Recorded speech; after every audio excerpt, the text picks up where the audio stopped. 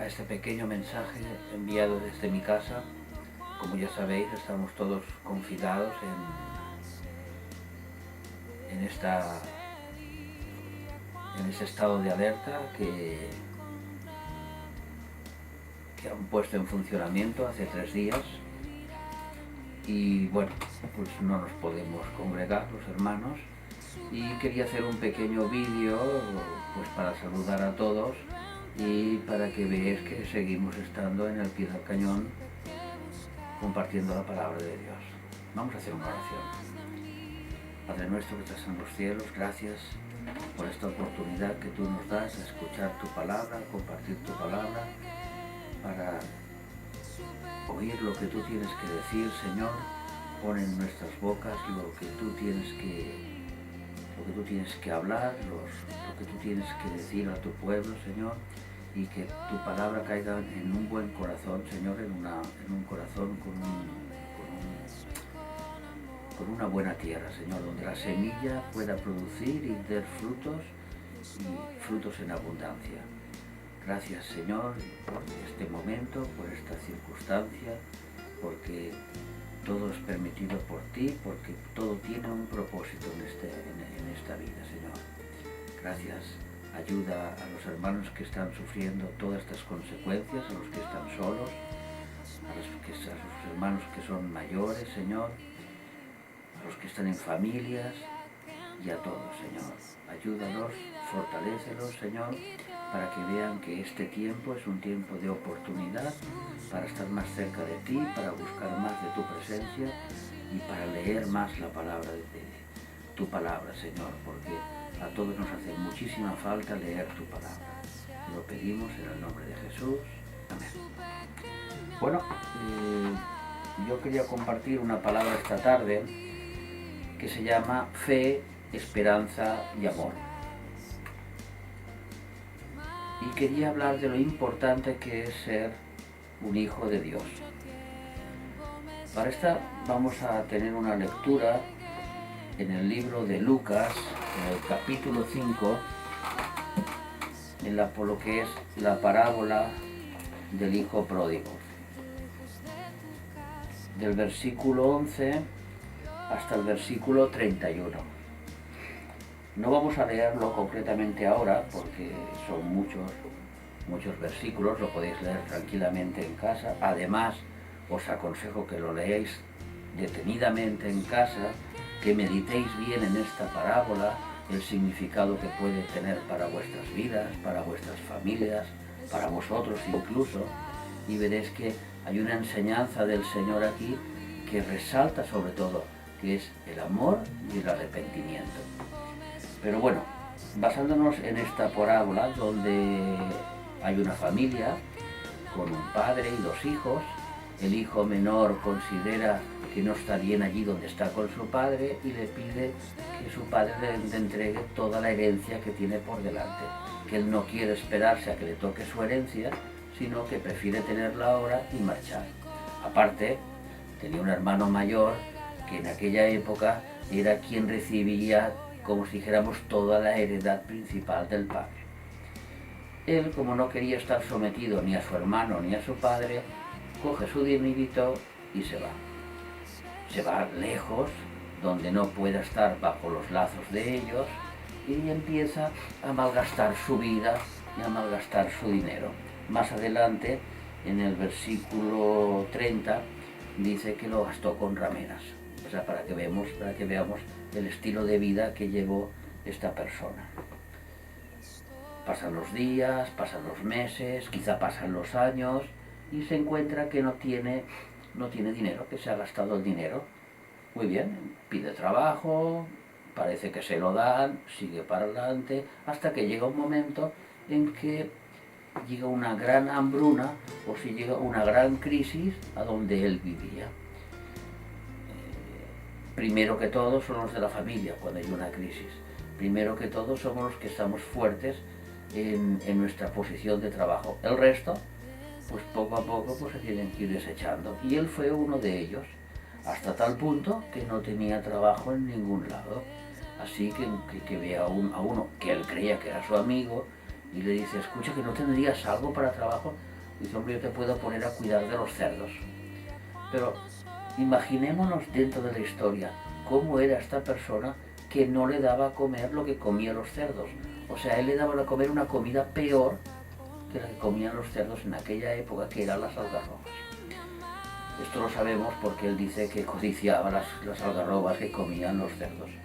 O sea que lo estaba pasando fatal. Dentro de esta crisis, dentro de esta nube oscura donde él estaba inmerso, el Espíritu Santo ilumina su corazón y le hace entender que en la casa de su padre, de donde él había salido, habían muchos jornaleros que no sufrían de hambre, que tenían comida de sobras. Y entonces él medita y dice, volveré a casa de mi padre, no como hijo, sino como siervo. Y le dice unas palabras que son muy sorprendentes. Dice, y le diré, perdón, ¿dónde está? Dice, y le diré, Padre, he pecado contra el cielo y contra ti, ya no soy digno de ser llamado tu hijo. En ese momento, él deja la condición de hijo para hacerse la condición de siervo, para poder seguir subsistiendo y para poder seguir viviendo y alimentándose. Bueno, más adelante el padre, nada más que lo ve, se le echa a los brazos. Imaginémonos el olor que tenía este joven que venía de cuidar a los cerdos, desnutrido, desnudo, descalzo, maloliente, pero el padre se le echa a los brazos, le da un beso, le dicen que le pongan el mejor vestido, que lo vistan, que lo duchen, que lo arreglen, que le pongan un anillo en su mano, que le pongan calzado y que preparen una gran fiesta, porque en el último versículo,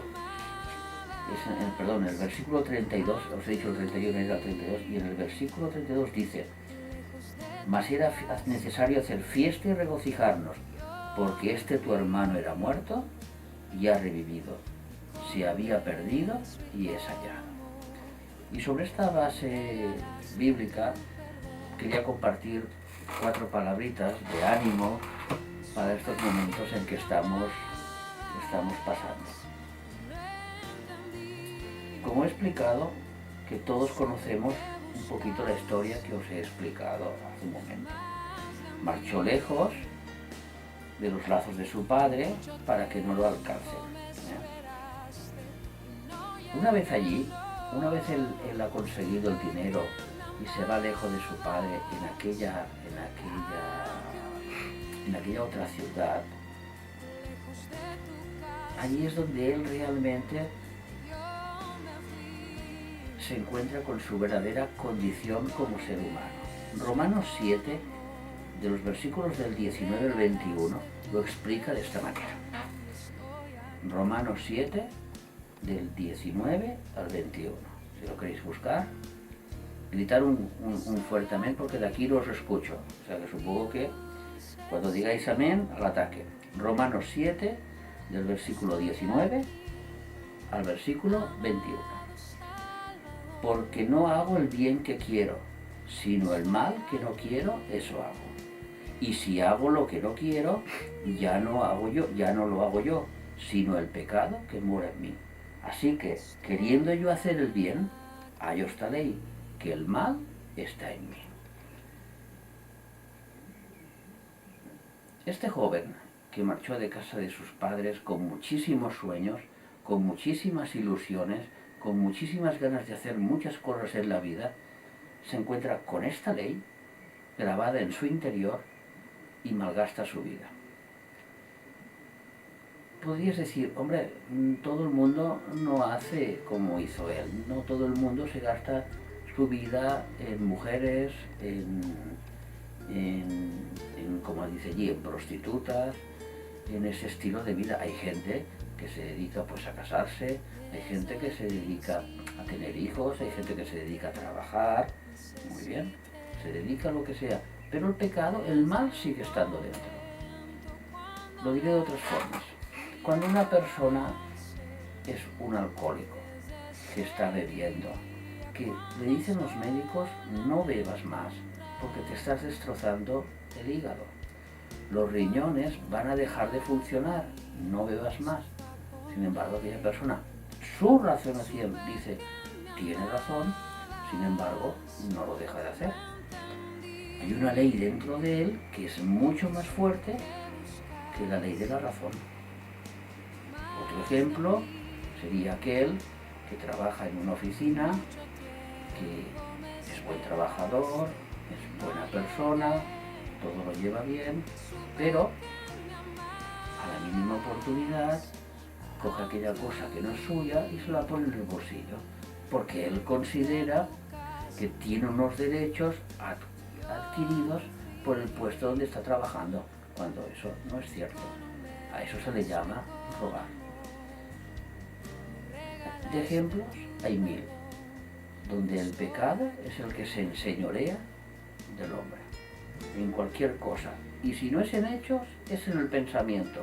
Cuando uno tiene su mujer y ve a la vecina de al lado y se le van los ojos, el corazón y te diría que hasta le palpita el cerebro, porque no es que la ha mirado, sino que la ha fotografiado o si no le ha hecho un vídeo con el móvil para recordarse de ella. Eso se llama pecado, todo eso. Y este joven que marchó de casa de su padre se encontró con esa condición. Exageradamente lo están diciendo en la parábola, que él gastó todo su dinero en este tipo de vida. Claro, se quedó sin nada, se quedó tirado y en el peor momento, en el peor de la crisis, entonces tuvo tres cosas. Tuvo fe, tuvo esperanza y tuvo amor. Vamos a ver un momento estas palabras. Tuvo fe, y primero para saber que tuvo fe, vamos a ver qué es la fe. Hebreos 11, capítulo 11, versículo 1, perdón. Dice así, amén, amén, amén, amén. Muy bien. Hebreos 11, capítulo 11, versículo 1. Es pues la fe, la certeza de lo que se espera, la condición de lo que no se ve. O sea, él estaba seguro de que en casa de su padre lo volverían a aceptar y tendría para comer. Él lo creía que eso iba a pasar, porque si no, no hubiera cogido el andante y se hubiera ido hacia allá. Entonces él, en aquel momento de máxima desesperación, encerrado cuidando a los cerdos, sin tener nada para comer, tuvo fe. La segunda cosa que tuvo también esperanza. ¿Qué dice Romanos capítulo 5 y versículo 3? Volvemos otra vez a Romanos, para atrás. Romanos capítulo 5. Romanos está después de Hechos de los Apóstoles, después de los 4 Evangelios. Venga, tirad para adelante. Romanos capítulo 5, versículo 3. Amén. Amén, amén, amén. Perfecto. Dice así. Y no solo esto, sino que también nos gloriamos en las tribulaciones, sabiendo que la tribulación produce paciencia, y la paciencia produce prueba, y la prueba, esperanza. Esta esperanza que a él le resurge de aquel momento angustioso en que está viviendo, al encontrarse en una posición inferior a los animales, porque pensar que primero eran los cerdos que tenían que comer las algarrobas que la basura que él tenía que comer. Él se había sumergido a una situación, primero era un príncipe, se hizo súbdito, de súbdito pasó a como si dijéramos un trabajador bajo, y de ahí bajó todavía más inferior a los animales, porque los animales, el cerdo, tenía privilegios que él no los tenía. Pero en esa crisis, en ese momento existencial que lo estaba pasando tan mal, tuvo esperanza. Tuvo esperanza de que su vida iba a mejorar cuando se encontrara con su padre.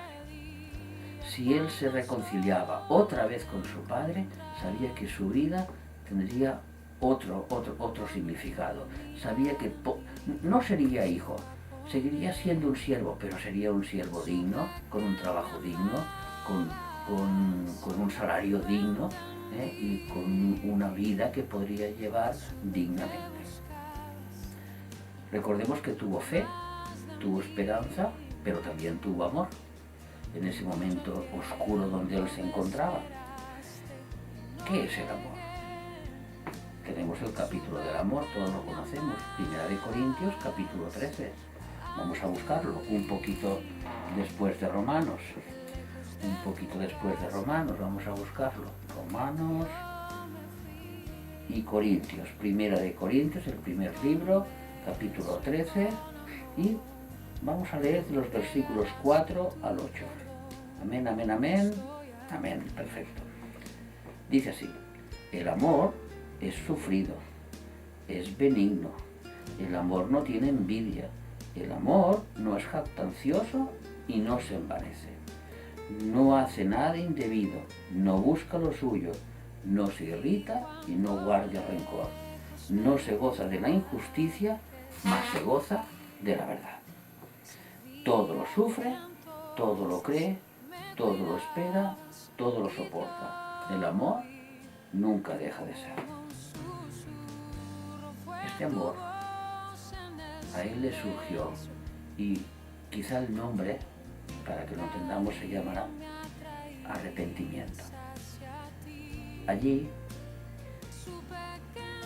cara a cara con los cerdos donde estaba trabajando y viviendo,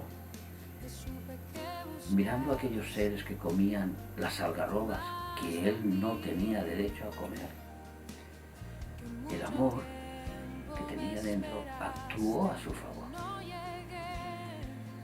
Lo hizo volver en sí. Y entonces él decidió arrepentirse. Arrepentirse en palabras y en hechos. Primero en pensamientos, primero en su corazón y luego actuar. Porque, como hemos leído en la porción de Lucas, él pensó: le diré a mi padre, he pecado contra el cielo y contra ti. Pero más adelante, cuando llegó y se encontró con su padre, aunque su padre lo había abrazado, aunque su padre había dicho todo, que lo vistieran, que hicieran una fiesta, él dijo: he pecado contra el cielo y contra ti. Porque fue un verdadero arrepentimiento, no fue un remordimiento como por ejemplo el de Judas, que después de entregar al Señor Jesús fue y se suicidó, sino que fue un verdadero arrepentimiento, en que él de palabra y de corazón se lo transmitía a su padre. ¿Qué pasó con el padre? El padre, cuando vio a su hijo llegar de lejos, se le olvidaron las pérdidas. Se le olvidó que su hijo había llevado una vida sueltecilla con prostitutas. Se le olvidó todo lo que había pasado cuando su hijo le pidió el dinero y que le quiso decir: yo ya no quiero ser tu hijo, para mí tú ya has muerto, o sea, dame el dinero porque tú ya has muerto y yo ya quiero tener mi vida. Todo eso se le olvidó al padre. Y sin embargo, sí que le vino una cosa a la cabeza: este es mi hijo. Este es mi hijo que necesita alimentarse bien. Este es mi hijo que necesita que lo laven. Este es mi hijo que necesita que le pongan calzado. Este es mi hijo que necesita que le pongan un anillo para que siempre sepa que es mi hijo, que él pertenece a esta casa. Ese sello que tiene para que sepa de qué está y que pertenece a esta casa. Eso es lo que hizo el padre. En esta situación que estamos viviendo ahora, con la crisis del coronavirus, nos podríamos asemejar un poquito a la situación que estaba viviendo este hijo que había marchado de su casa.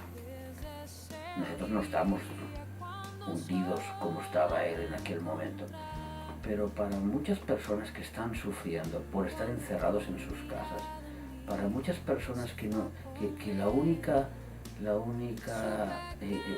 alegría, como si dijéramos, era poder ir a la iglesia los domingos, salir a la calle, comprar el pan, hacer la vida cotidiana, ir al parque, pasear. En estos momentos se encuentran tan mermados de las circunstancias que un poco la ansiedad entra a nuestros corazones. Entra la ansiedad, la desesperación, entra un poco el sufrimiento y todo por este virus que está ocasionando y que está muriendo pues muchísima gente. Actualmente en España, pues a día de hoy llevamos ya 500 muertos. No es que sea una gran cifra por el volumen de ciudadanos que somos, pero 500 muertos pues es una cifra de esta pandemia que está ocurriendo. Nosotros, como cristianos, igual que este joven, tenemos la fe de que somos hijos de Dios, de que como hijos de Dios, Dios protege a sus hijos y nos guarda. Cuando leemos en el libro de Daniel que Daniel y sus amigos fueron llevados al horno de fuego porque no querían obedecer o no querían postrarse ante la estatua del rey Nabucodonosor, uno de ellos dijo: mira, mi rey, nosotros no nos vamos a postrar ante tu estatua. Si nos echas al lago de fuego y nuestro Dios nos libra, aleluya. Y si nos echas al lago de fuego y nuestro Dios no nos libra, aleluya. Porque nosotros pertenecemos a otro reino que no es este. Estos son los hijos de Dios, los que tienen la certeza de la fe, que esperamos la vida eterna, y todo con amor, con el amor que estamos actuando y que tenemos que actuar, hermanos. Así que no os desesperéis, no dejéis que vuestra mente vaya divagando, vaya buscando informaciones que no hace falta. Dedicar el tiempo orando cuando podáis, estudiando, leyendo la Biblia. Ahora tenéis mucha oportunidad tenéis muchas horas al día para poder estudiar la Biblia, leer la Biblia, que antes con el trabajo pues no era posible. Pues ahora dedicar un poquito más de tiempo a buscar comentarios bíblicos, a buscar buenas predicaciones. Si no sabéis dónde, pues podéis pedir consejo a los pastores, a los líderes, a los grupos, y ellos os darán buenas predicaciones que alimentarán vuestra alma y no os dejarán divagar en cosas que no son bíblicas y que está lleno por todos los lugares. Porque no todo el mundo que habla de Dios es cristiano. Y no todo el que se acerca con el nombre de Dios se acerca diríamos, con la espada de la verdad. Entonces hay que discernir muy bien, muy claramente, cuál es el mensaje que nos quiere enviar el Señor en estos días. Y uno de los mensajes que nos quiere enviar, estoy seguro, es: ahora que estás con tu familia, disfruta de tu familia, con amor, con cariño, y sobre todo, no dejes la oración y no dejes de leer la Biblia. Dios os bendiga a todos. Acabaremos con una oración. Y como este hijo pródigo volvió a casa y su padre lo aceptó, así nosotros es esta oportunidad que tenemos de volver a reconciliarnos con el Señor, porque hemos estado inmersos en nuestras vidas, hemos estado inmersos en nuestras circunstancias, y ahora es el momento de que tenemos un tiempo para volver al Señor. Hagamos una oración. Padre nuestro que estás en los cielos, gracias por este momento que hemos tenido compartiendo tu palabra. Gracias, Señor, porque tú hablas claramente de que tú buscas un pueblo sin mancha y sin arruga. Tú buscas una iglesia entregada a ti, limpiada por la sangre de Cristo y no por nuestros méritos. Señor, nosotros te amamos y amamos tu palabra y queremos andar y queremos caminar en ella. Padre, ayúdanos en esta circunstancia que estamos viviendo, ayuda a esta España, ayuda a estos países donde está azotando este virus grandemente. Ayuda a las familias que están sufriendo estas consecuencias, Señor, a todos aquellos que no pueden moverse, que tienen prohibida la movilización, Señor, que tú los bendigas, los fortalezcas, Señor, y pongas paz. Y sobre todo pon paz, Señor, en tu pueblo, porque nosotros somos llamados a la paz, porque tú dijiste muy bien que descansáramos en ti, que dejáramos nuestra ansiedad sobre ti, porque tú nos das tu paz. Gracias, Señor, en el nombre de Jesús. Amén, amén y amén.